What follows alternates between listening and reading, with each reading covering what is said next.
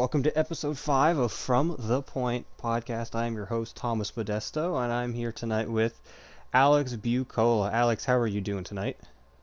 Doing really well. A little sad we haven't been able to talk hockey lately. It feels like it's been a long time since we've done this, so I'm Yeah, really it excited to get has. back into this and talk hockey. It's always a good day when you're able to talk about it. Yeah, unfortunately, Sean couldn't make it on tonight. He had some business he had to take care of, and I gotta apologize to those who are listening. I had to take a bit of a break for a little while. I had to come home. I had some medical stuff I had to deal with, see a couple of doctors, but we're feeling better, getting back into it. But with that said, I say we jump into some hockey, and Oh we're yeah. in kind of a weird place right now where not a lot is going on in the hockey world. Like, they're trying to figure out when their season's going to start, how they're going to start the season. Signings have pretty much stopped because free agency Yeah. started You get to see weeks around this ago, point, and you slowly are starting to see what these teams are going to look like. You're not hmm going to see many more signings that are going to make really an impact to your team. So we're starting to see what these teams are going to look like right now, and it's exciting.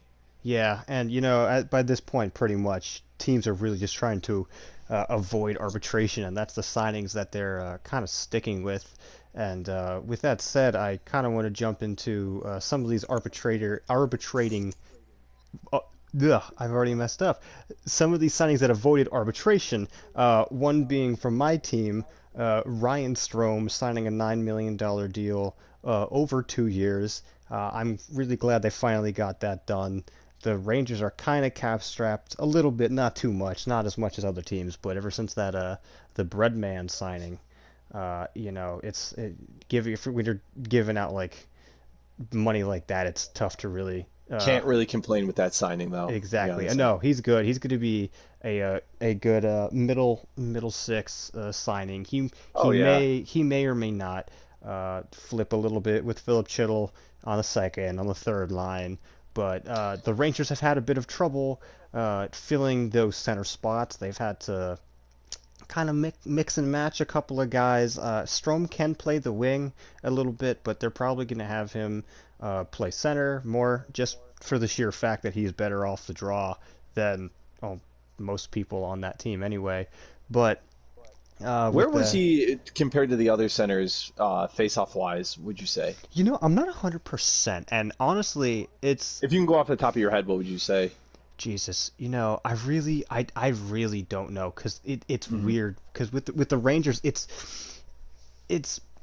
the Ranger centers are not that good. Hmm. Like Mika Zibanejad is by far and away the best center on this team. I mean, he's one of the best centers, like Yeah, I would hope you would say just that. in the game in general. Yeah.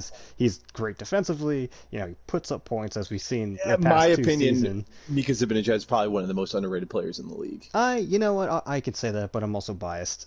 But Yeah, well, yeah. but with the Rangers, it's weird because they don't really have a lot of consistency at that position. So a good center on the Rangers may not be a good center on a Yeah, team that has good centers. And I mean, I think this this, is yeah. the way that I kind of look at it is again, I'm kind of reaching out there a little bit, but with the Knicks struggle on defense. So someone who's good on defense for the Knicks may be terrible at defense Oh, on you're, somewhere else because oh boy. that's just how it is. Like I that's mean, you just could go how it all day is. with the Knicks problems, though, if you really want to. Yeah, no, I can, but But I bringing it back to the Ryan Strome signing, you got to. I mean, yeah, this is a very good signing. It's kind of what the Rangers need, as you said.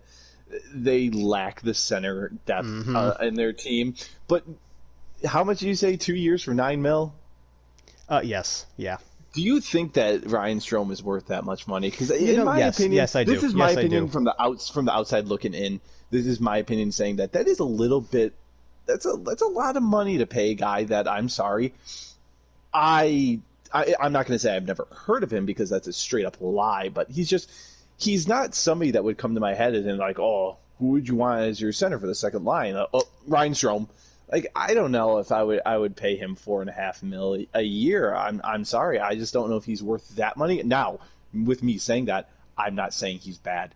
I'm just saying that in my opinion, it sounds like they overpaid him a little bit. He was asking for around that Okay. with bigger deals, and I personally I think in terms of with the Rangers. He absolutely deserves it. I mean, he's And that's what have I was done going to say a too. pretty big turnaround since being yeah, on his previous teams. Like, I mean, the change of scenery that he really needed is clearly like he needed this a while ago. Because I mean, Oh yeah, he was a high first round pick. What was he, like, three? I think I want to say he was like three, yes, and yeah, I think the Islanders took him. I want to say, but the then Oilers. I thought he was traded to the Oilers. Was he there? Yeah, I'm almost positive. Anyway, yeah, that was a while ago. I'm almost positive that was like the McDavid year that McDavid got drafted in.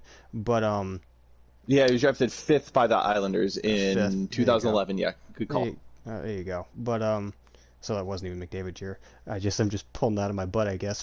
But Yeah, it's all anyway, right. but just anyway, like, I mean, he was a top five pick, and he never played like a Dylan top five Strome. pick. His brother Dylan Strome was drafted the same year as Connor That's McDavid. the Strom. And if we That's the wanted to Strom. have a nice segue into Dylan There we Strome, go. You get to talk. I know you get to rail on the I Blackhawks mean, some more for, like, what, I mean, episode 5 out of 5 now that we rail on the Blackhawks. Go oh my ahead. Go gosh. ahead. I You have mean, the if you floor. really want to talk about it in this way, the Chicago Blackhawks, if for the listeners who haven't been tuning into the past episodes, it's Stan Bowman. We're going to avoid that topic because I'm trying to make this Blackhawks segment, this episode, relatively quick, whereas I could take the entire episode ripping Stan Bowman. And I want to. I want to so bad. But Understandably so. I'm gonna bite my tongue this episode regarding Stan Bowman. Maybe I won't. We'll see what happens. But Dylan Strome is put onto this list of untouchables by Stan Bowman. Oh, and there's Stan Bowman's name. So we will rip him this episode. He was put on this untouchable list with Boqvist. It was Boqvist, Dylan Strome, and not Nylander. I forgot the third player. It was a weird one. I forgot. But nonetheless, Dylan Strome being put on this untouchable list, you get really excited. You get this young centerman that finally maybe he can replace Jonathan Toews, because Jonathan Toews is getting up there. Rumors flying around that Toews might get traded to Winnipeg because he's come out into the press and said that he wants to retire in Winnipeg. So a trade to Winnipeg for Jonathan Toews, the Chicago Blackhawks fans such as myself has seen that as inevitable. It is going to come. It's not a matter of if, it's a matter of when. But we're just holding our breath until that day. But still, Dylan Strome maybe being able to take over for him is really exciting. The problem with this, you got to sign him. I mean, this guy is, in my opinion, is a day one off-season signing. You sign him right away. You give him what he asked for. Blank check, here you go. Write it down there. We want you on this team. Nothing. You don't hear an offer towards him. Now, I could be wrong. They may have thrown some money at him that I've just been missing, and I apologize if I am getting that incorrect. But regardless, there has been no agreements, obviously, and there's been no talk about any dollars at all. So you got to ask, if this is really a rebuilding phase for the Blackhawks, why won't you sign this solidified second-line center who's only 23 years old, I want to say? Why won't you sign him? Why won't you sign him? And that's pretty much all I want to say about the Blackhawks. Is I can go on and on. I know you want to say more. I know you want to say more. One more thing, if there are any Blackhawks fans listening, one more thing. One more thing's going to list into 5 more segments, but really quick, if there are any Blackhawks fans listening, listen here. You're hearing all these trade rumors. Top landing spots for Patrick Kane. He ain't going nowhere. So if Kane is traded, you will see a mutiny like you've never seen a mutiny before. Stan Bowman will be ran out of town. I've said that before. My torch is in my garage, and I'm ready to light it, and I'm ready to run him out of town if anything along those lines happens. You won't see Toews gone this year. You won't see Kane gone this year. I hope Seabrook's gone, but he's not going anywhere, and Keith won't be gone anywhere. So the core four are pissed off, but they're not going anywhere, Blackhawks fans. So like what Aaron Rodgers said in week 2 a couple years ago, spelling out relax, we can relax right now and just basically watch the ship sink at this point. You know, I think a lot of Blackhawks fans would agree with you. I think they want to see, Kane and Toews retire in Chicago. Toews less so, and I mean he's To be honest, more than likely, probably going to get traded at some point. Greatest At some captain in point. Blackhawks history. But And you I know what? mean, it's Like I said, it's Kane. inevitable. Kane getting traded is a bit more so a Yep. farther stretch. Yep. Seabrook too, just for the sheer cap. But I mean, hell, They're banking. if They're the actually. Rangers could trade away Uh, Mark Stahl, then I mean, Brent but they're Seabrook can banking absolutely on go. they're actually banking on Brent Seabrook being able to play this year. So Dan Uh, Bowman, what are you doing? You're rebuilding, but there is this guy who's like 47 years old. We could play him on a rebuilding team. I But mean, anyway, hey, even young kids need leadership. But I that know is true. with one more signing that I know I saw. I don't know if you saw the Stars just recently. I think it was today or maybe it was yesterday. It being the 11th right now, at least for now. It's kind of late, but Rope Hintz signed a about a $9.5 million deal over a course of 3 years. I think it's 3.15 on average every year, which is a pretty decent deal. I mean, he's a top six guy. Yeah, He's it's a really great good. signing. Oh yeah, no, I love Rope Hintz. He's a guy who, Yeah. when I'm playing Shell, like, in the franchise mode, Oh yeah. I look for him and he's there and he's fun to trade for. He's a 6'3" goal scorer that's only 23 years old. Oh, you hang on to him. Oh yeah, no, it Absolutely, was a you hang on to him. pretty team friendly deal at three, point Oh one yeah. pretty much, How many and years do you say? it was over 3 years, over 3 years. That's gosh, So that's a yeah, good I deal mean, for him. think about it. They're paying him like half a mil more for less one more year of I mean, than Ryan Strom. That's the type of deal that is. And personally, I think he's a better player than Ryan Strom. And it may be due to the fact that he plays with better people. I mean, that's true. uh, Yeah. Strom's not playing on a line with Panarin and Zibanejad or and whatnot. But I mean, still, like Rope Yeah. is an I excellent, mean, Ropins is absolute. playing on a Stanley Cup contending team, and Ryan Strome. Tommy, you take it away. Is he And playing on a Stanley Cup contending team? uh, I'll plead the fifth. How about that one? How All about right. that one?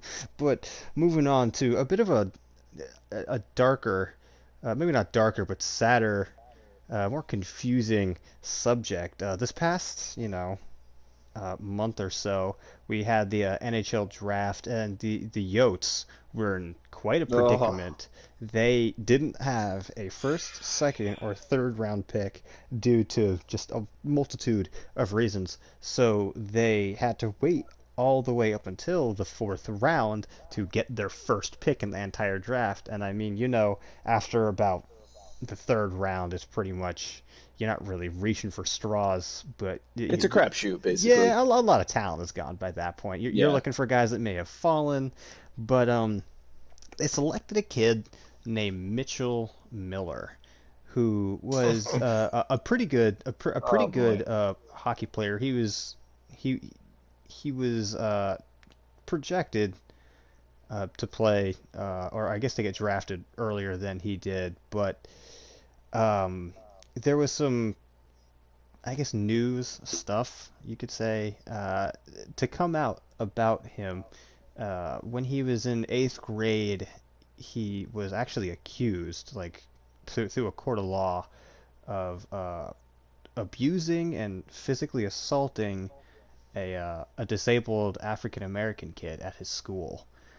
And as a team, you never really want to hear that. But the thing that gets me is that the Coyotes knew this going into the draft, and I Hmm. mean, the majority, I would like to say, every single team except for the Yotes, Yeah. uh, didn't even have him on a draft board, and they weren't even looking at a kid because um, it's one thing, drafting a guy with personality problems, and maybe you can straighten him out Yeah. if he sees ice time and he matures a little bit. But it's a whole nother thing when uh, there's not only like the bullying thing, but like the race factor in it, and the fact that it was a disabled child. Yeah. It's way more than just that, and so there was clearly issues there when the Coyotes took him, and the family of this child that got bullied and assaulted, they went to the courts about it, and they charged Mitchell with these crimes, and since it was in eighth grade and they were minors, they're not going to send him to jail, but he had to go to like I guess the race relations classes that the judge ordered him to go to, and he had to do community service, and then I believe he also had to write a letter to this child apologizing for his actions. Um, which there was also some controversy within that letter itself, saying that he didn't even write the letter, that the his lawyer, his representation, actually wrote the letter himself, and like that's just, I mean, personally, that's not enough. But I also don't really know what the Coyotes as a franchise are doing. Um, they used a fourth round pick on this kid, like beyond the clear issues that are at hand. They knew what this kid had done in the past. They one decided to pretty much ignore the fact that he did these things, and they left him on the draft board. And two, they took him with the first pick that they had in the entire draft. Now, since then, they have rescinded his draft rights, and he is no longer a part of the organization. But I think that's mostly due to just backlash from the community, and because I mean, nobody wants to see that, and it really, it doesn't matter who you are or what political stance you are. Nobody wants to see that this is happening to a child, and Mm-hmm. uh, they're not rewarding the behavior, but saying that they're saying pretty much it doesn't matter who you are. Like, if you're talented, we want you. It doesn't matter what you've done in the past. I do not know what they were thinking, and I really think that this is kind of a sad story. So, if I could just chime in really quick. Absolutely. Um, so, as somebody whose life has revolved around hockey since I was at the age of 3, and as somebody who prides himself in his job, if people that don't know out there, my career right now is I work with kids with special needs and development disabilities. So this one kind of hits home because it's kind of both ends of the scope. When this story first developed and first came out, I was absolutely disgusted to see this. I do understand that it's eighth grade. I understand that you may not be fully developed yet brain-wise, but regardless, there's no room for that, not only in the sport, but there's no room for that anywhere. I think it was a very, I mean, there's no other word to use. I think it was a very dumb move, very, very stupid move on the part of the Arizona Coyotes for not only being interested in drafting this guy, but also drafting him nonetheless. Along with the racism too. I mean, you want to look at the whole what's going on in the world right now. This is just another aspect of that which doesn't help. It just, I don't know. I mean, it's almost shocking to see that there's some people out there with no remorse. Some of the articles I've read saying that Mitchell Miller showed zero remorse after doing this. He showed no compassion whatsoever. I think he got what he deserved. He got drafted. He had the dreams of. I almost like what happened to him, though. Like, to be honest with you, he got drafted. He had these dreams of, I'm finally going to make it, and those dreams were snatched away that quick. I Not don't to know. say, I don't know not if to I say like that that, I'm. but Not to say, well, I do believe that he shouldn't have gotten drafted, but I don't even think he should have got sniffed. And I'm not saying this based off of his skill, because if you look at him, he played at one of the top AAA teams in the USA. He played at CompuWare. This kid had skill. But you look at the attitude of this kid. Why on earth would you draft him? Why? I think majority of the other NHL teams took the right path, and they just basically skipped over this guy. But I definitely think this kid has a lot of reflection to do. I mean, I'm not here to preach an agenda on this kid, but I don't know. There's really I don't really like talking about it just because of my career. I just hate hearing stuff like this. It shows how stupid some people are. It shows how immature some people are. And the stories that I've read about this, of what he did to the kid, is just absolutely disgusting. I don't know. It's just disgusting. It's a disgusting act. And we didn't have to talk about this because I know a lot of people in the NHL community may not have known about this. It's not exactly a breaking story in the NHL because it deals with a fourth round prospect in Yeah. Arizona. Like that's it. But I feel like at us as people, as hockey fans, and as just Yes. people, we need to discuss like stuff when this happens. And Yeah. I am happy to see in the end, the Coyotes kind of, in a way, righted the wrong. I don't think he necessarily should have gotten drafted. I think it's a dumb move by them to even Hmm. consider the kid. Given the Miller he may down the road somewhere. I'm hoping that he has since become a better person for the Yes. absolute horrendous mistake that he has made and has committed himself to becoming a better person and understanding like what he has done. Down the road, who knows? He may get a shot in like the ECHL or the AHL and or hell, even the NHL like down the road as Hmm. just a free agent, or he might have a career overseas. So I'm sure he's going to try and pursue hockey further because I mean he's clearly got the talent to make it in some sort of Yep. professional league. But I'm glad to hear that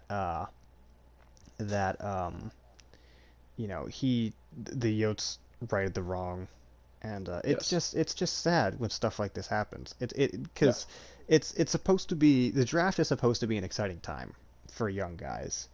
Absolutely. Their life No is matter what changing. round it Some is. of these guys are going to be making tens of millions, hundreds of millions of dollars. Like Yes. these lives are being changed forever. It doesn't even matter if you don't make it to the NHL. You could say for the rest of your life, I was taken in the seventh round by the LA Kings. Like the Kings wanted you, or whatever team wanted you. It's exciting time. Yeah. Oh But yeah. as the family who is the parents of the victims of this kid, all they see is this kid kind of go unpunished in life, and I'm sure it's there's no like exactly closure that the family really gets because I'm sure it's hard, especially when you bring the whole race aspect into it. Hmm. But I'm sure it's nice to see the Coyotes from their point of view kind of just fix what they've done wrong Yes. and kind of just move on from that. But moving on from that, after that, I think important talk that we've had.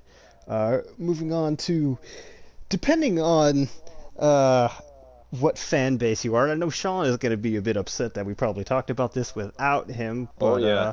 Alexander Ovechkin talked to some journalist the other day saying he wants to play another 4 or 5 years in the league, which I mean makes complete sense. But then he wants to return to Russia and he wants to retire in Russia as a part of whatever team signs him. I'm assuming SKA SKA is probably. probably going to sign him because, Yeah. duh, and he'll make money in over there. And I personally, I don't see him.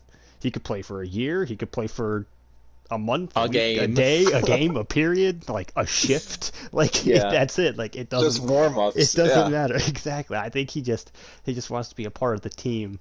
It's a Uh, cool story, I it think. is. I No, think it's a I really absolutely cool agree. story. I absolutely agree because I mean, Ovi is one of the best players the game has ever seen, and I don't even think Oh that's yeah. like questionable. Oh He's up yeah. there. He's up there with some of the greats. I mean, he's on pace. I don't know if he's on pace, but he's up there for potentially breaking the all-time goal scoring record. Which if he does, that's going to be absolutely mind-boggling. He is the greatest pure goal scorer the NHL has ever seen in the Oh my, history of the yes. sport, and it's enjoyable when you see guys kind of plan something like this. Like I don't know, it's exciting. It's fun to read about. It's fun to watch because I mean he sailed in America. He had just had his child not too long ago. He lives not too far from where I live, but like I absolutely Ovi just seems like the person to just be like, yeah, you know what? I'm gonna go play a shift over at SKA just so I could say I retired in Russia. And You I mean, love to I love see it. stuff like I that. really do. It's kind of like Jaromir Jagr playing where he is right now. Like, Yeah, it's I mean, like, what I can compare it to also is like what I would say is one of the most bone chilling things I've ever seen in the NHL is when Daniel Alfredsson got his last season in Detroit. hmm He said, "No, no, no, no, no. This isn't how I'm going to end this." So he played one more game in Ottawa the next season and retired that game. It was one of the coolest things I've ever seen. I oh, love I seeing love stuff that. like that I do happen. too. I do too. It's Like like, it. we don't see that anymore, and I just think it's so cool. Yeah, and I mean, I wish the Rangers would do that with Hank. I know it's not going to happen. He's could probably retire Yeah. in a Caps sweater, but I mean, you don't it's want to see Ovi retire in like an Islanders sweater. I mean, no. how I weird would would that actually have a be? brain aneurysm if I saw Henrik Exactly. Lundqvist retire in an Islanders sweater. I would actually immediately start seizing up and have to be sent to the hospital. Like Oh, it's just not like I'm not even joking. I would throw an absolute fit if that happened. But oh my it's nice God. to see Ovi. And I mean, it's easier for Caps fans because, he's going to retire as a Capital. He's going to be the greatest Oh Capital yeah. ever to put on a sweater for, I mean, arguably, I mean, he's probably going to be the greatest player to put on a uniform for any professional Is he gonna, Washington team, to be is honest. he going to be the greatest number 8 in the NHL? Well, I mean, they call him the Great Eight, so I'm assuming, uh, That you was the know, joke. yeah, I mean, That was- but I thought you were talking about the future, like, oh, is there going to be someone better than Ovi wearing the I number mean, eight? you Like, I never don't know. know. I'm not a mind reader. Jake Sanderson might wear number Oh, 8. there we go. Jake Sanderson, greatest number eight ever. But, But I saw the picture. I don't know if you saw the picture of Alexander Ovechkin holding his son at. I forgot. mhm. It was a KHL game. I thought that was so cool. Yeah, That kind no, of I did too. I did too. it And I mean, showed that he wants to be back home in Russia, and yeah, this,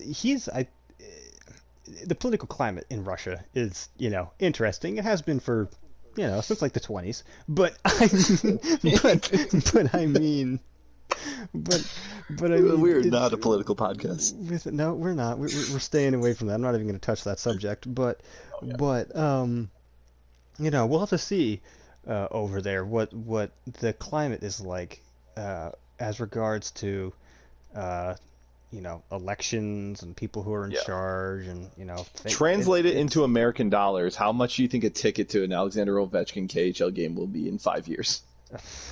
shoot, dude, I don't even know. I don't even know. Do they? All right, so like, I'd have two questions. Nosebleeds. What is the American dollar? How many American dollars equals a ruble? Like, Oh, I I don't don't know. I, know. I think the American dollar. I'm actually almost positive that the American dollar is worth much more than the ruble. But I'm gonna assume it's just a guess. I would say like over $100, and I only say that because the ruble is Yeah. worth less than you could buy more of the Oh, American like dollar yeah. over there. But still, it's gonna cost a They're pretty gonna penny. pack that Oh, place. they're gonna pack it. I am gonna assume that some of the biggest politicians from that country are gonna show up and cheer this man on because the dude is a Oh yeah. star not only in America but over in his home country.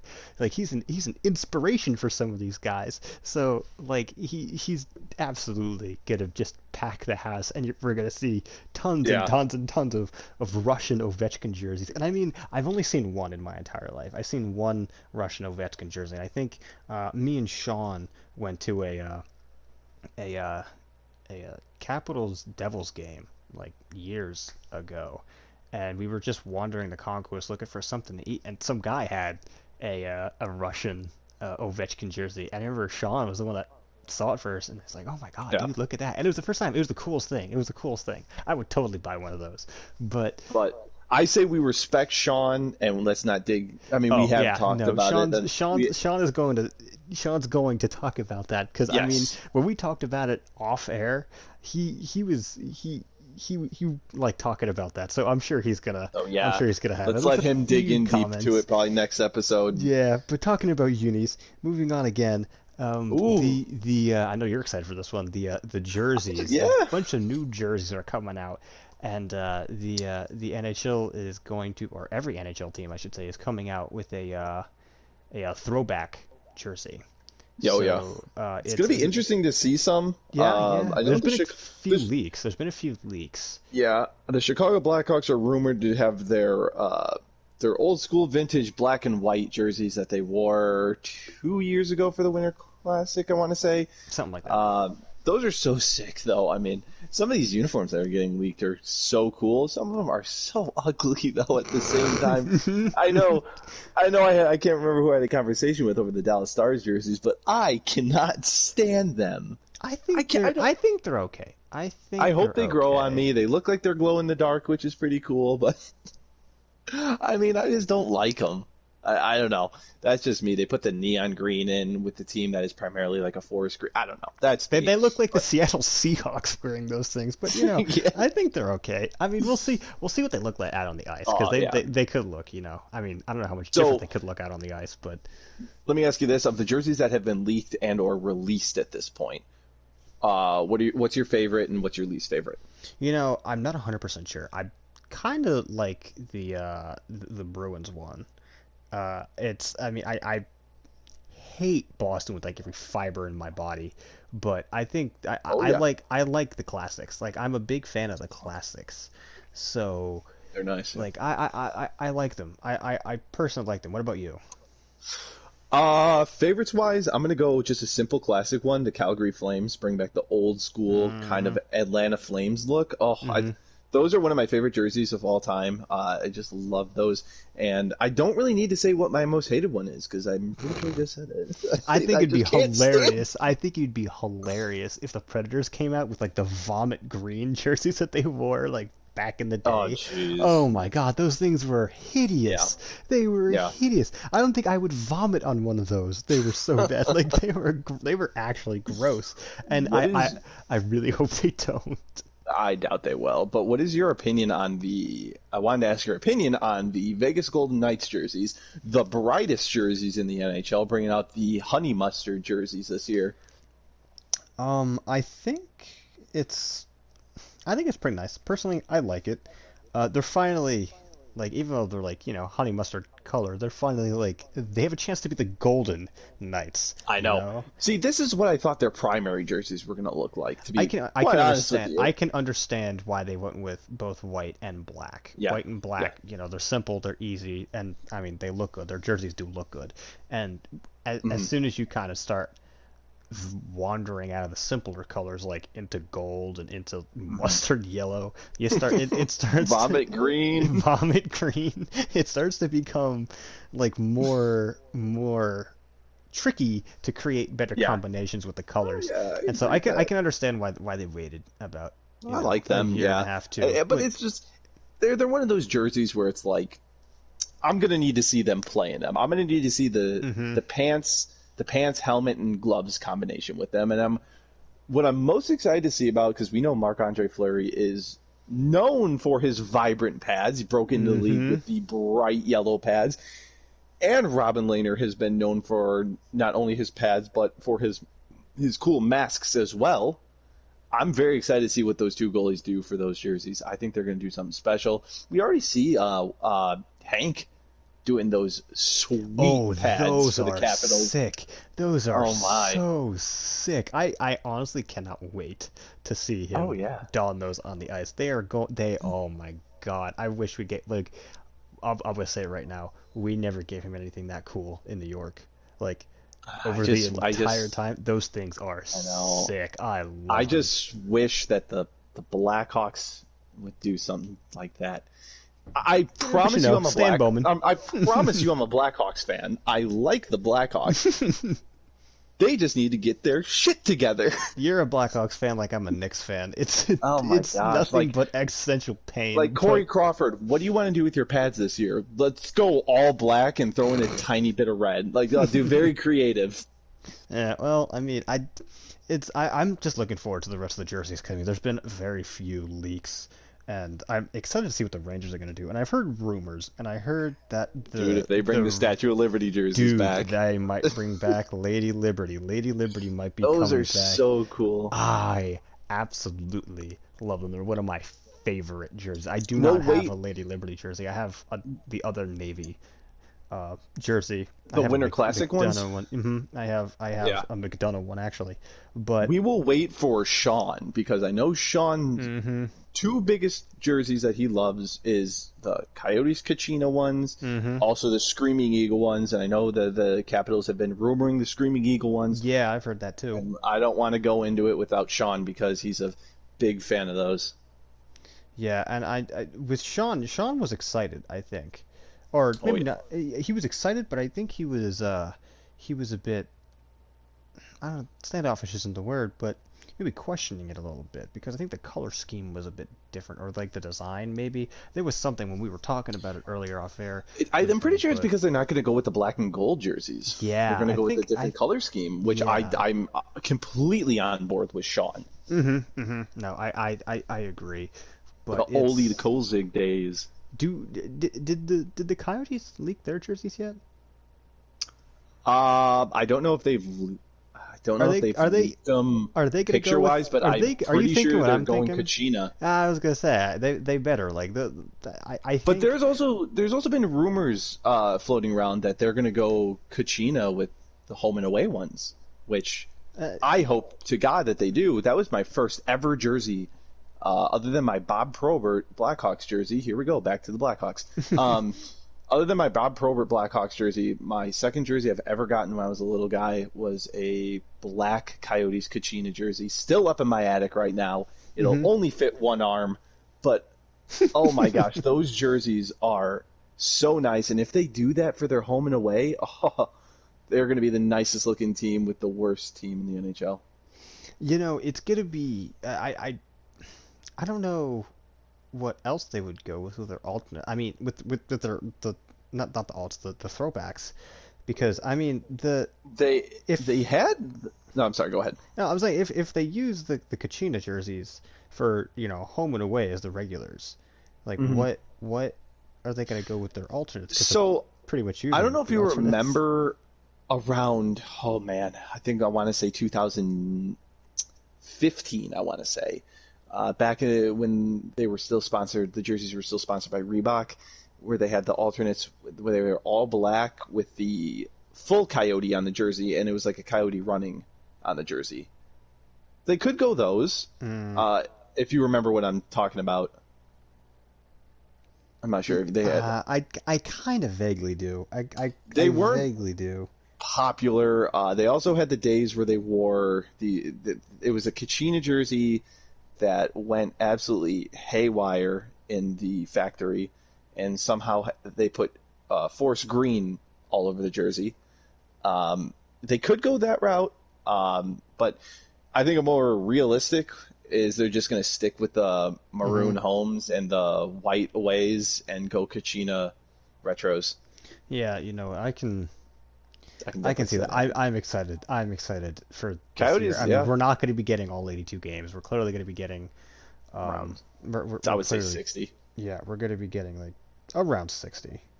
I think And 60's pushing it still. yeah, no, I agree. I think 60 is kind of pushing it. And um Gary Bettman has been in talks with different groups about how they're gonna try and get this 2021 season started, like when they're gonna get it started, how they're gonna get it started.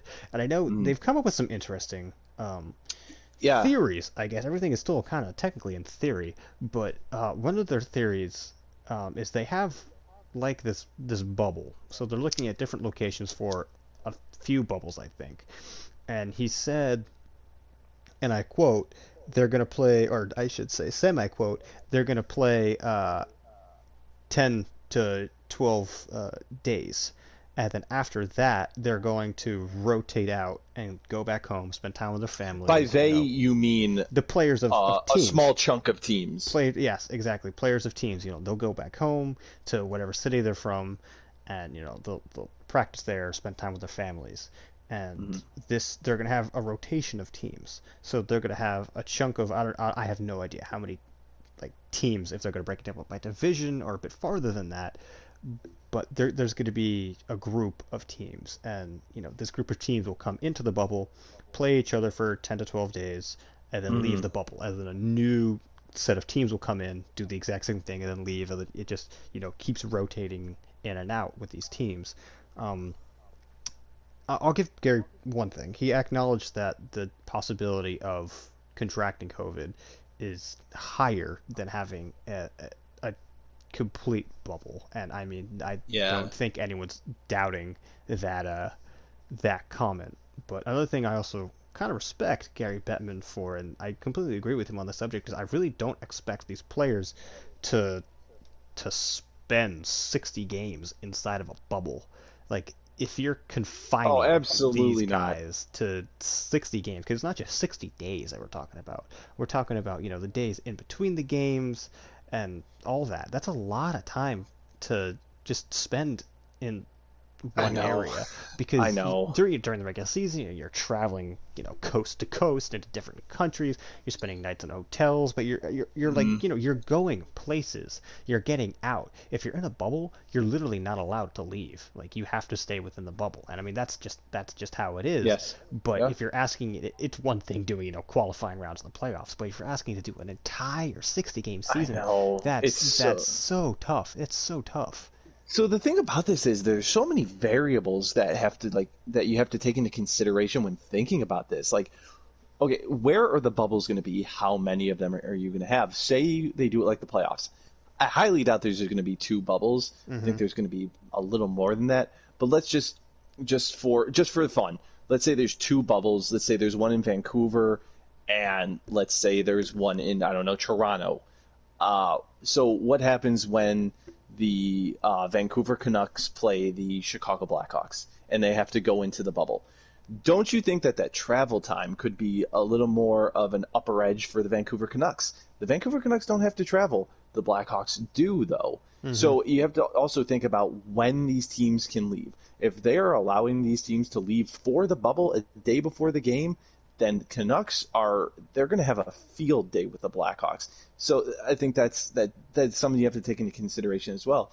So you're probably going to have to up the number of bubbles to, oh, I don't know, what do you think, like five or six? Yeah, something like that, probably.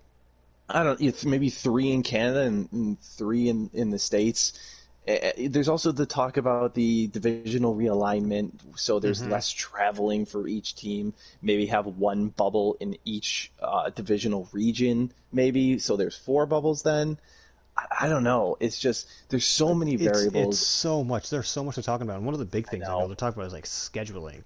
And I think Hmm. scheduling games this year is going to impact scheduling games next year. And I use New York or just the New York area as an example, a pretty big example, because it's home to three teams. You got the Yeah. Jersey Devils, and you got the Islanders, and you got the Rangers.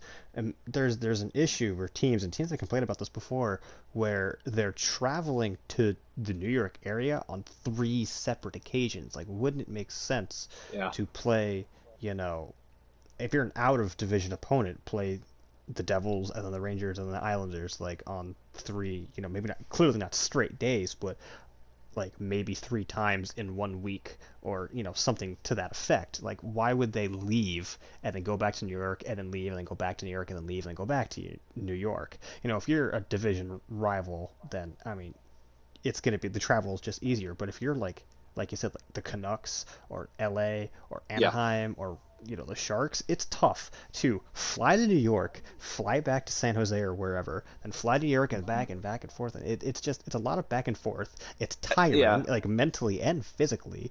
So I You think you it's gonna, you would have to. yeah, Sorry. I think it's gonna lead to a lot of I think it's going to lead to a lot of changes within Hmm. scheduling, within the So scheduling part.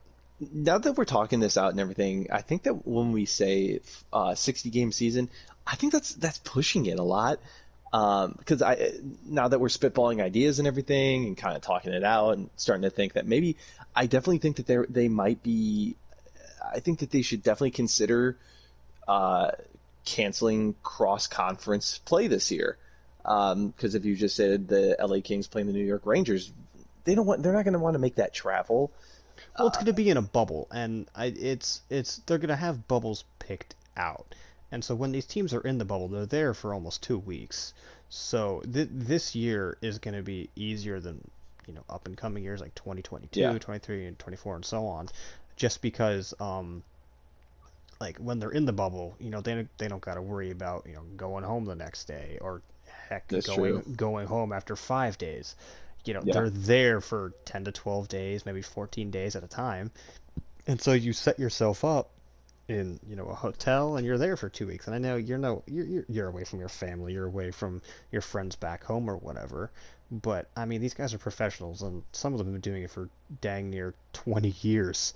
Yeah. So like you get kind of used to it. You get Did, kind of used to just moving back and forth, and it's yeah. almost like living out of a suitcase, Did you and see sometimes.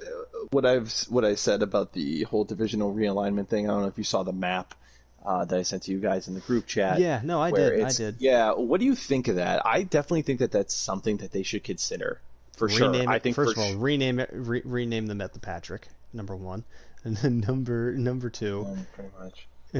Number two. I personally, I absolutely hate. It makes 100% sense, but this is literally just my personal opinion. I Yeah, I hate the idea of like an all Canadian division. I really don't like it. And it's again, this is yeah, personal opinion, and this has nothing to do. It makes sense. It really does make sense because travel is lessened a bit. They don't have to worry about crossing borders because there's politics are different in every country. It really does. It makes sense. But I personally like watching teams from Canada. It's not different than watching yeah. two American teams, but it's fun to watch a Canadian Oh team yeah. come to like New York or DC or Nashville or wherever and watch them play. I mean, almost half the games that I've seen like in my life, I there's been Canadian teams. I've seen Absolutely same. like the Canadians and the Senators and the Oilers and the Flames and all that. We've seen Canadian American games Yep. together. So I enjoy it. I enjoy it. I think it's like a little bit of extra fun when you have the Canadian I national anthem getting definitely. played Yeah. Oh yeah. in the arena, and it's fun to sing along to "Oh Canada." But it really I it does definitely make agree with sense. you, but I think with the situation that we're in right now, I definitely think that there's sacrifices that are going Hmm to have to be made, and I I think now I agree with that. that's one that's absolutely going to have to happen. I think that's probably the safest way to do it, and I don't know.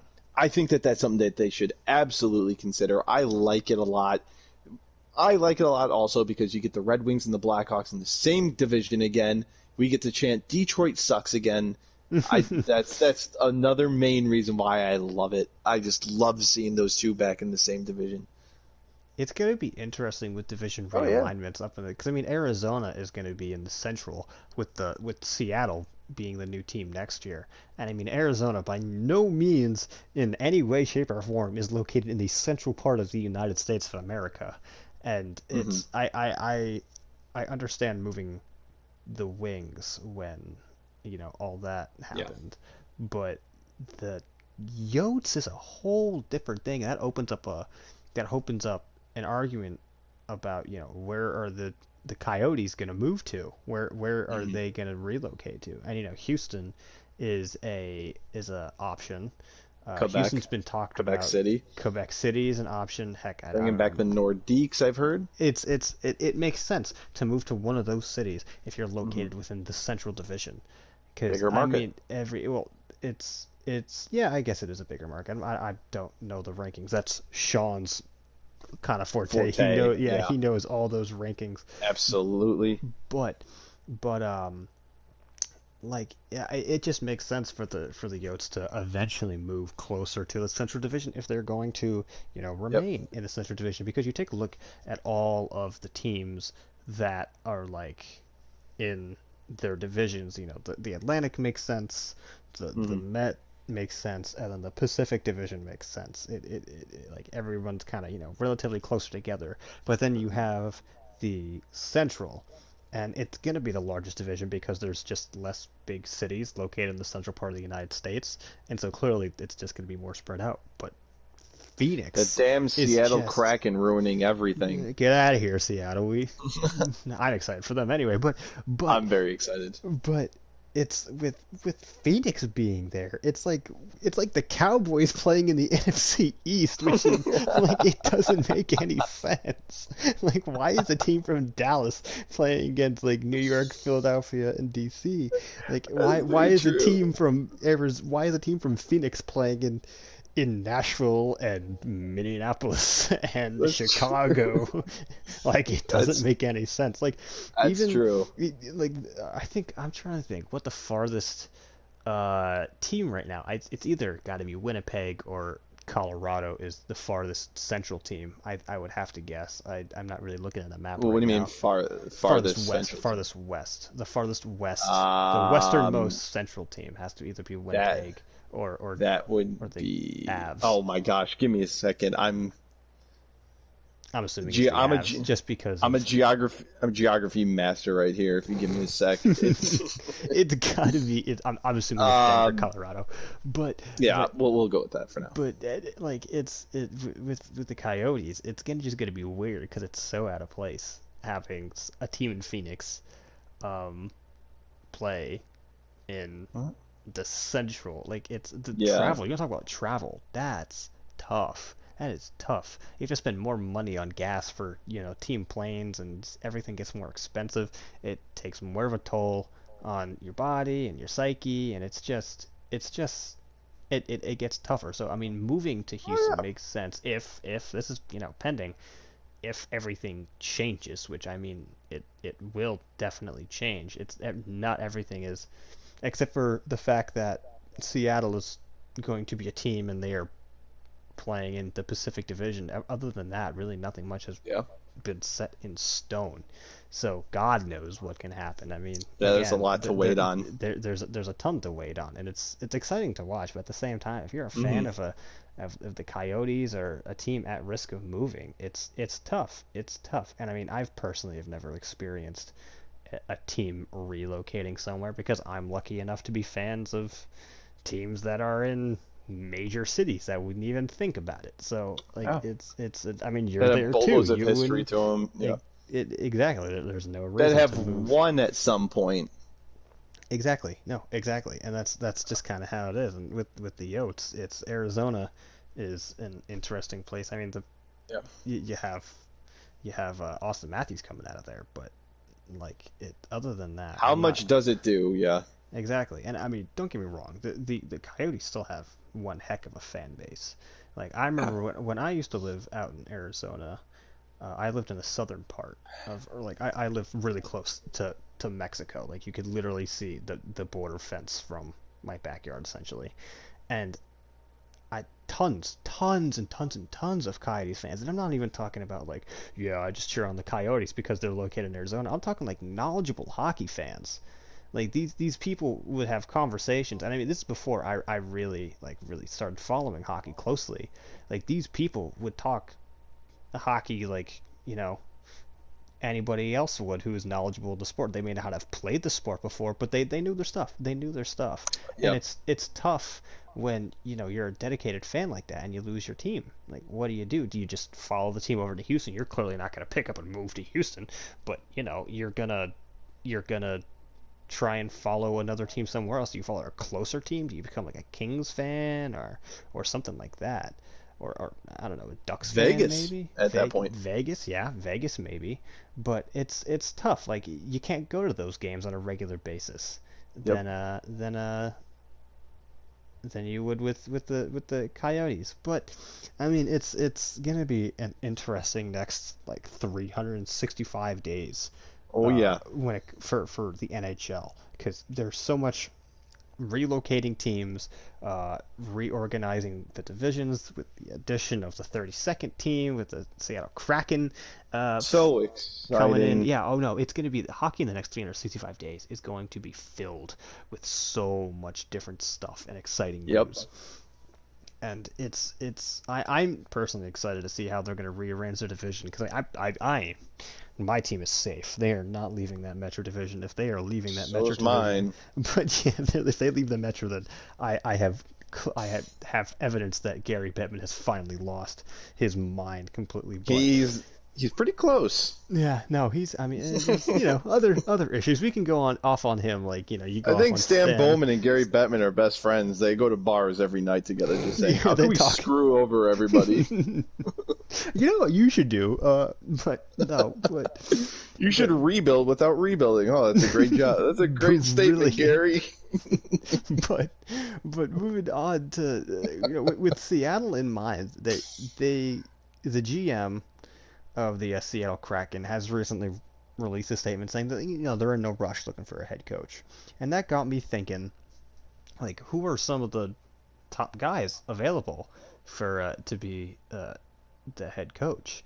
And you got guys like Todd Nelson is there, John Stevens is a possibility, Ricard Gronborg is there, Bruce Boudreau, pardon me, and the number one guy, at least in my personal opinion, is Gerard Gallant.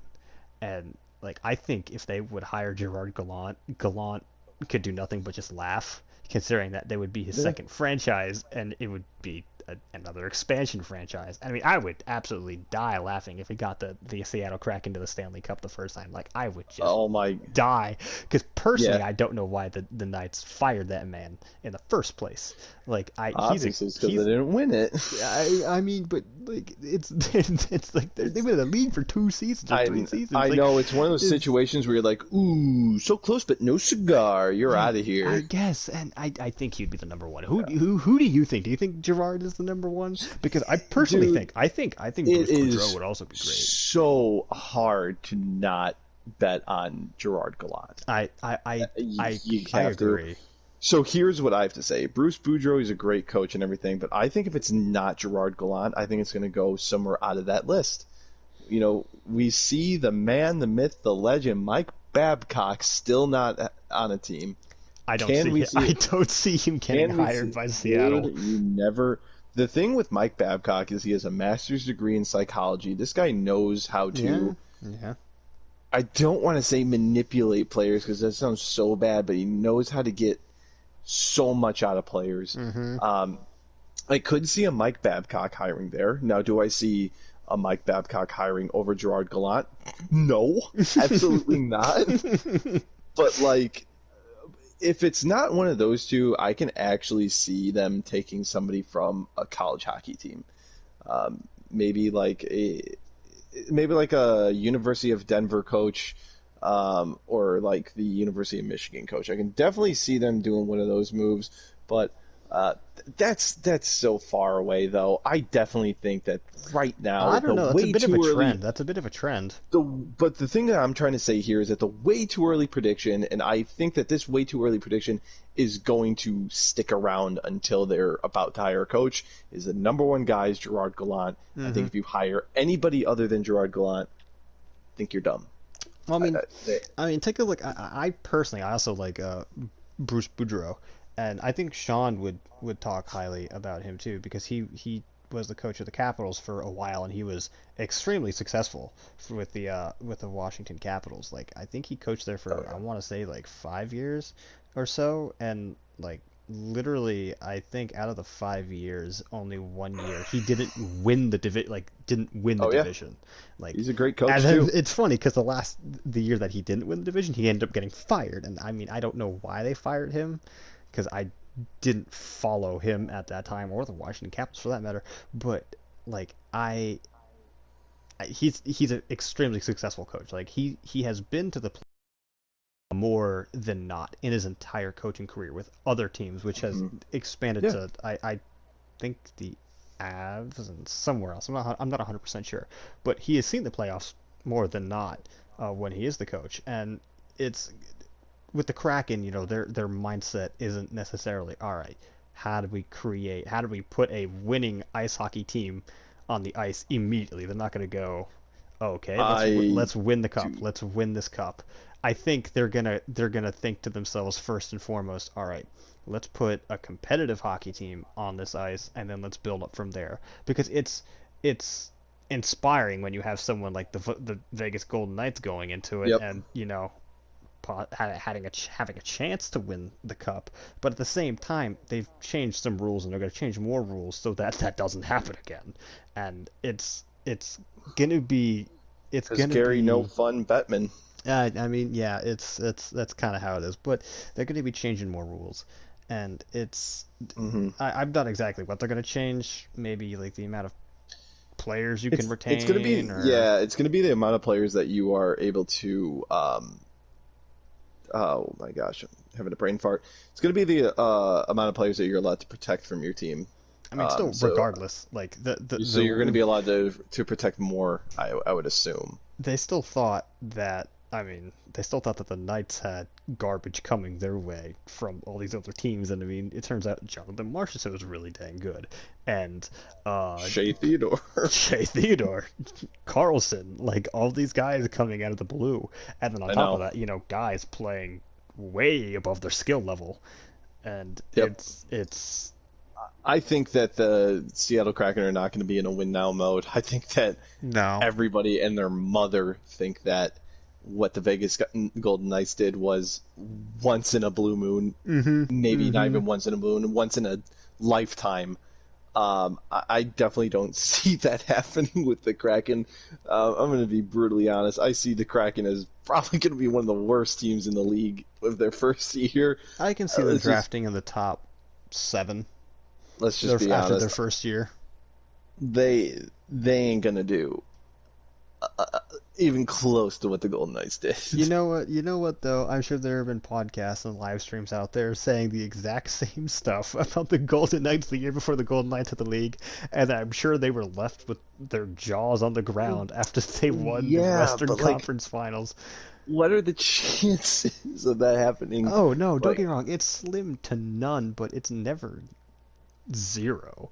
Like that's how life works. But it's I don't know. I think going back to the original point, I think Gerard yes. Gallant is the correct hiring for the Yep, and Seattle I couldn't Kraken. agree more.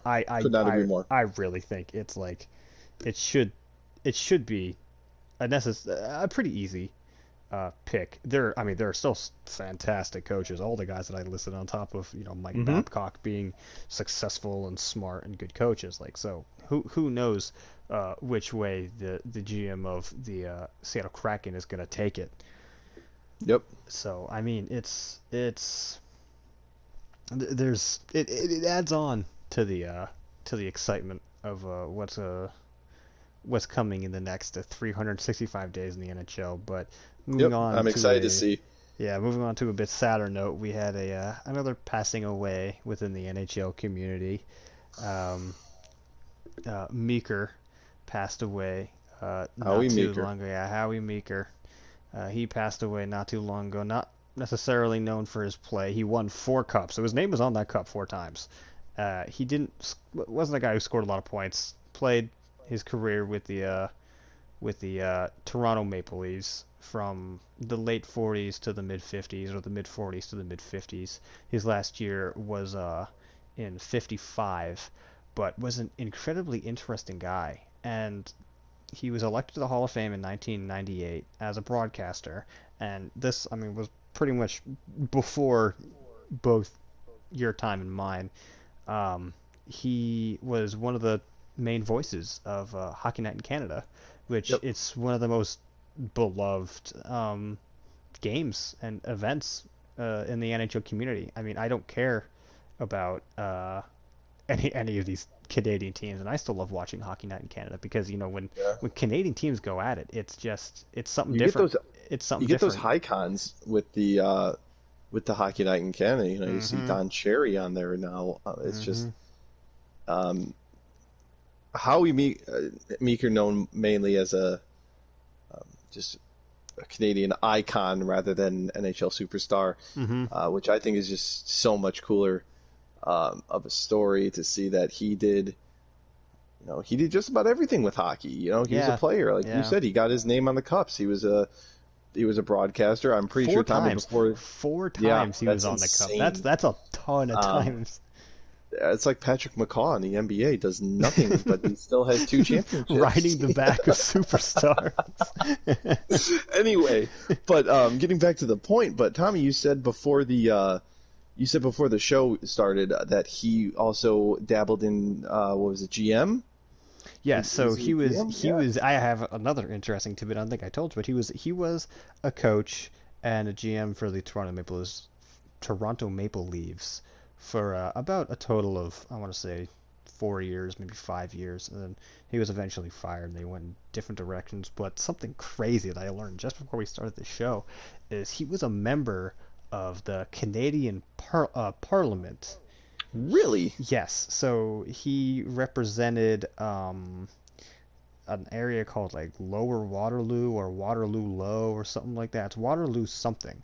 But he did that for 2 years from 1951 to 1953, which means he Hmm. played for the Toronto Maple Leafs while he was also a member of the Canadian Parliament. So he was a politician slash NHL hockey player at the exact same time. And I Tuberville. personally I personally can't recall on any other time of a professional athlete also being a politician of a major country, like I at can't the make exact it to same. the game tonight. I I'm have going to to a solve meeting. world peace. Like it's I can't. I mean he gave. I don't think he clearly didn't give up, but he No. stopped after 2 years, I and mean, I people like to throw out the whole jack of all trades title. This guy was legitimately a jack of all trades. He oh did it all. yeah, he really did. He had one heck of not only a career but a life. I mean, like we talk about, getting good at one thing, whether it's, sports or writing or, whatever career that you either are pursuing or are currently in. You want to get the best you can at that one thing, and that's what you're at. And you may have hobbies and whatnot, but this Yep. guy was great. None of it Not was only hobbies. a great player to play professionally, but a coach, a front office member, a member of parliament, and then one of the most legendary voices in broadcasting when it comes to hockey. He eventually retired in 1998, which was the same year that he got elected into the Hockey Hall of Fame, as I said before. But like his squeaky voice is, and I recognized him based off his squeaky voice, and you might too, just from past highlights that you might have seen in the past. But he Absolutely. has a very trademark high pitched kind of squeaky voice that is pretty recognizable. But that dude really did it all, and he did it all until the age of 97. Like he passed away at the Unbelievable. age of 97. What a life that man lived, and Unbelievable. I can't even imagine myself living to 97. I'm only 23 years old, and I mean I haven't done nearly what this man has done, and I don't think I will even scrape the surface of what Tommy, this man has imagine accomplished. imagine you right now, you would be in the MLB and at the same time you would also be part of the Senate. How would you feel uh, right now? Extremely overwhelmed. That is how I would feel. I could not imagine literally being in charge of an entire population of people. And I got curious and I looked up like the votes and all that stuff and like what he ran on. Because first of all, I have other questions. Just as a side note, how do you have time to campaign yourself while you're on the road in the I know. NHL and like playing games? Because I mean, I know the NHL didn't have nearly as many teams as it does right now, so traveling was a lot less, but they still played a ton of games. And on top of that, you have to go to Ottawa to Enemy territory to you have to be a member of parliament. You have to do I mean, arguably more important job than just being a hockey player. Like I have no clue where I mean, maybe Tristan will know because he's a Canadian. Mhm.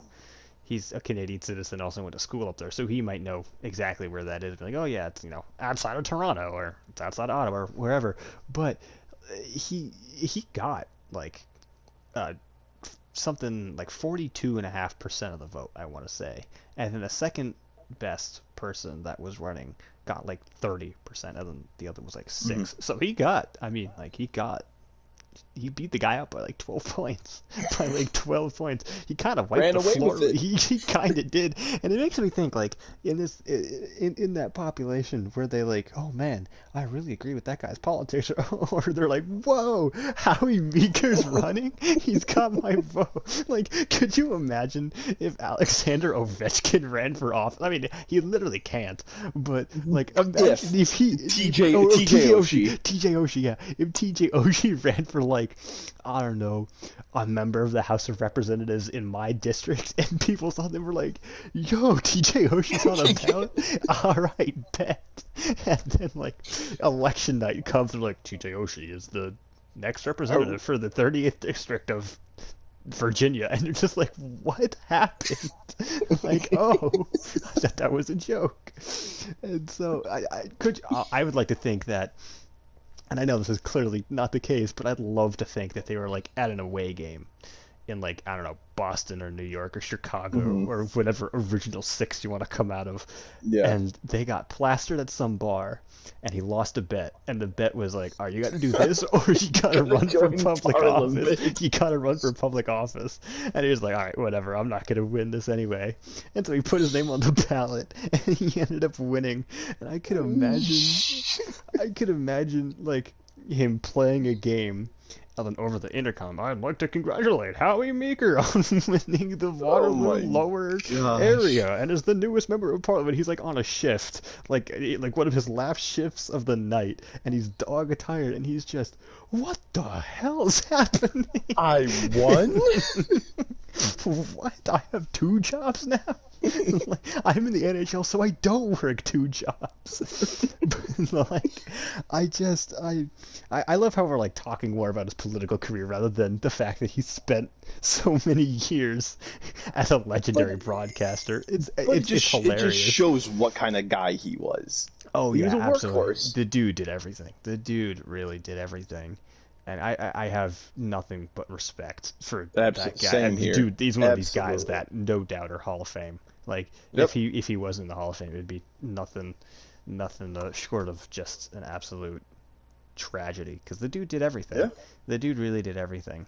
And with that, we're gonna move on to our final segment where we're talking about the Hall of Fame.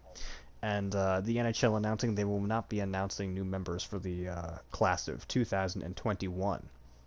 Which I think is interesting. I don't know if it's ever happened in the NHL before where they're just not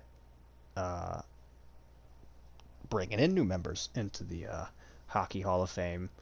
I don't know what the first year of the elections for, or I guess the voting, not elections, but the voting for the Hockey Hall of Fame was, but this, to my knowledge, is the first year where they just go, nope, since it has existed. And with that, I want to read you off some guys who are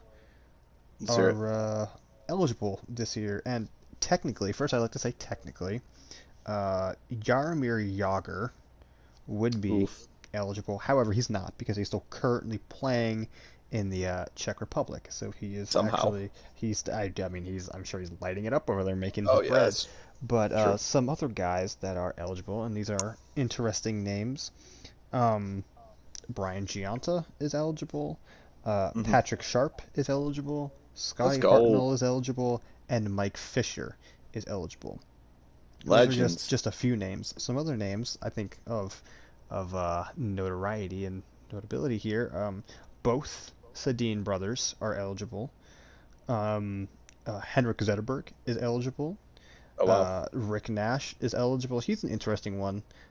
He only has 805. I say only. He has 805 career points, and every other guy pretty much that I said has had like 1,000. Yeah. And then on top of that, God, what's her name? Caroline Ouellette, the female hockey player who represented Canada. She is definitely gonna get in. It clearly not in 2021, but in 2022, her name is going to be up there. She's one of the most decorated female players of all time. And so her name is gonna be up there. I mean, you don't win 4 gold medals and they go, eh, like We'll like see. you're Yeah, gonna be your day is gonna be up there, and it's. I mean, on top of that, you have other guys like McGillney, Alfredson, um, Fleury, I think Sergei Gonchar and Rod Brindamore. it's a great class. Is it Rod Brindamore? I think it's Rod Brindamore. Yes, He yes, it is. they all got left out of 2020. So those are guys that are also up for eligibility. And I mean, those are guys like those are legends. Those are literally legends. So like those are guys that have yet to make the Hall of Fame and will probably make the Hall of Fame. But it's I think it's interesting because every year I enjoy looking at the list that comes out, and it's cool seeing guys that you may have sometimes grew up watching, but we're kind of getting into the era now where both you and I were like teenagers when these guys were in their Yep. primes. So it's weird seeing these guys play or get elected to the Hall of Fame when when they were elite talent like not too long ago, like in recent memory for us. And it makes me feel kind of old. It makes me feel kind of Yeah. old Yeah. because it's like wow, this amount of time has actually passed. Like this is crazy. Like it doesn't feel like Hedrick and our the Sedin brothers like are eligible. I feel like they retired like literally 2 years ago, and that's clearly not the case. And I mean I feel like Henrik Zetterberg should have been in the Hall of Fame like years ago. Yeah. But He was one of those. He was one of those guys where he dominated. he I didn't mean, quit. He didn't quit though. That's the thing. absolutely. So The bad thing about him is he was. I mean, you could say he was Pavel Datsuk's shadow because they were, but mm, still, he was so good. He was a pass first guy, and that's why nobody really talked about him because he was the pass first guy that gave the puck to Datsuk, who put the puck in the net. Both of them should be there, but Datsuk, I'm pretty sure, is still playing over in Russia. But oh my gosh, I think Zetterberg was one of the greatest Red Wings of all time. He's so good. yeah, and correct me if I'm wrong, and I could just be having an absolute mental lapse here, but I think Mike Fisher would mark the first Predator to enter the Hockey Hall of Fame. And personally, I don't know with just the list of players that I just said, I don't know if he makes it the first year of eligibility. Because I mean, he's an absolute legend in the city of Nashville. But I mean, he's got to go up Yeah, against some other incredible talent. I know, So I know. I just don't know if he makes it. I'm not. It's not a knock on him. It's just like wow, all these other guys here are just incredibly good too. Who do we choose? Like Yeah. it's tough. But I think he would be the first Predator in the Hockey Hall of Fame. I think I'm Is not David hundred Leg is percent. David Legwand in the Hall of You Fame? know, I don't know. That's the only other person I was thinking of, because I Yeah. mean they were so bad for so long. I know. Well, you know what? If he is the first Hall of Famer from the Nashville Predators, he'll be the first of many. Let's be honest. No, he is not. He's Okay, not in the well, Hall of Fame, and I mean, yeah, I personally don't think he will make the Hall of Fame. I mean, no. he's good, but I I just don't think it's Hall of Fame good though. I think he had like almost 700 points, or maybe a little bit more than 600, somewhere there, six something. We'll say six something. Yeah. But he, I think Mike Fisher would be the first one. I genuinely think Mike Fisher would be the first one. And I mean, right now there's plenty of guys who have played for the Preds who are either on other teams or are still on this team that will eventually make the Hall of Fame. Like I mean, PK Subban is probably going to be Yep. making the Hall of Fame sometime soon. Uh, he's I mean probably going to get more known as a Canadian rather than a Nashville Predator, and sure as hell is not going to be remembered as a New Jersey Devil just because he's played like Absolutely not. absolute garbage in New Jersey. But I mean, that's New Jersey for you. but like guys like Ryan Ellis might have an opportunity. Pekka Rinne is absolutely going to be in the Hall someday. Like that's how it is. But it's kind of cool seeing Mike Fisher represent the first team, or I guess the first team that expanded when I was like really little to Hmm. to get out there. Because I mean, the Preds are pretty much, I think they're like as old as me. They're the same age as me. So it's interesting to see Yeah.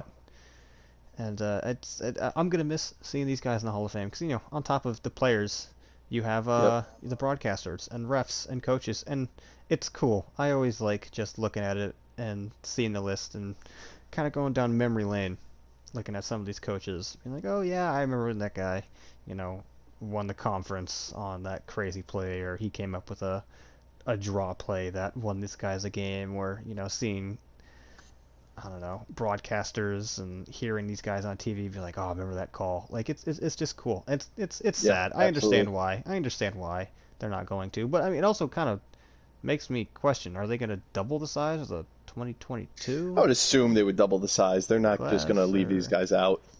I don't know. I don't know. We'll see because it's the unique thing. The unique thing about just Another being thing, it's just another example of 365 days of NHL news that we're just going to have to mm-hmm, wait and see. It's going to be a lot. mm-hmm. And I mean, we're gonna have a lot to talk about next episode.